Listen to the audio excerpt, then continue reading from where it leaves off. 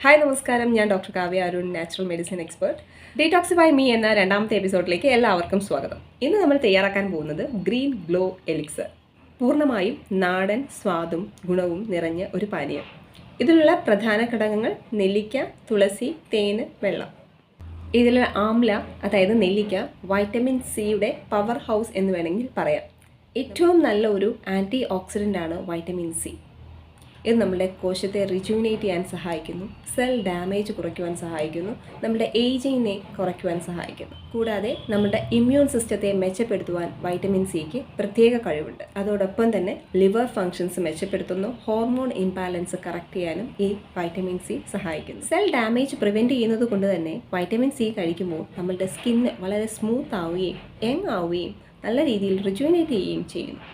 അതുപോലെ തന്നെ തുളസിയിലുള്ള anti bacterial, anti fungal, anti viral property skin damage prevent ചെയ്യാനും സ്കിൻ വളരെ ഹെൽത്തി ആയിരിക്കുവാനും സഹായിക്കുന്നു. തുളസിയിലുള്ള ആൽക്കലൈൻ കോമ്പൗണ്ട് നമ്മളുടെ റെസ്പിറേറ്ററി സിസ്റ്റത്തെ മെച്ചപ്പെടുത്തുവാൻ സഹായിക്കും. തുളസിയിലുള്ള പോളിഫിനോൾസ് ആൻറ്റി അലർജിക് പ്രോപ്പർട്ടി ഉള്ളത് കൊണ്ട് തന്നെ നമ്മുടെ ലങ്സിന് വരുന്ന പലതരത്തിലുള്ള ആസ്മ, അലർജി കംപ്ലയിൻസിനെ ഇത് പ്രിവെൻറ്റ് ചെയ്യാൻ സഹായിക്കുന്നു. അതുപോലെ തന്നെ തുളസിയിലുള്ള ഫ്ലാവനോൺസ് ആൻറ്റി ക്യാൻസർ പ്രോപ്പർട്ടി ഉള്ള ഒരു കെമിക്കൽ കൂടിയാണ്. അതുകൊണ്ട് തന്നെ ഈ ഡ്രിങ്ക് നമ്മുടെ ലിവറിനെയും ലങ്സിനെയും നമ്മളുടെ ഹോർമോൺസിനെയും ഒക്കെ ബാലൻസ് ചെയ്യാൻ സഹായിക്കുന്നതോടൊപ്പം തന്നെ നമ്മുടെ സ്കിന്ന് വളരെ സ്മൂത്ത് ആൻഡ് യങ് ആക്കുവാനും സഹായിക്കുന്നു. ഈ പാനീയം എങ്ങനെ തയ്യാറാക്കുന്നു എന്ന് നോക്കാം.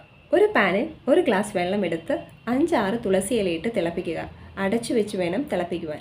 ഇതേ സമയം 2-4 നെല്ലിക്ക എടുത്ത് നല്ല രീതിയിൽ മിക്സിയിൽ ഗ്രൈൻഡ് ചെയ്യുക. അതിൽ നിന്ന് 2 ടേബിൾ സ്പൂൺ നെല്ലിക്ക നീരെടുക്കുക. തുളസി വെള്ളം തണുത്തതിന് ശേഷം ഈ നെല്ലിക്ക ജ്യൂസ് ഇതിലേക്ക് മിക്സ് ചെയ്യുക. 1 സ്പൂൺ തേനും ചേർത്ത് നല്ല രീതിയിൽ ഇളക്കി കുടിക്കുക. കാലത്ത് വെറും വയറ്റിൽ കുടിക്കുന്നതാണ് ഏറ്റവും ഉത്തമം. അല്ലെങ്കിൽ ഉച്ചയ്ക്ക് ഭക്ഷണത്തിൻ്റെ 1 മണിക്കൂർ മുമ്പും ഇത് സേവിക്കാം. എല്ലാവരും ഇതൊന്ന് കഴിച്ചതിന് ശേഷം കമൻറ്റ് ബോക്സിൽ രേഖപ്പെടുത്തുക. Thank you. മറ്റൊരു വീഡിയോയുമായി നാളെ കാണാം.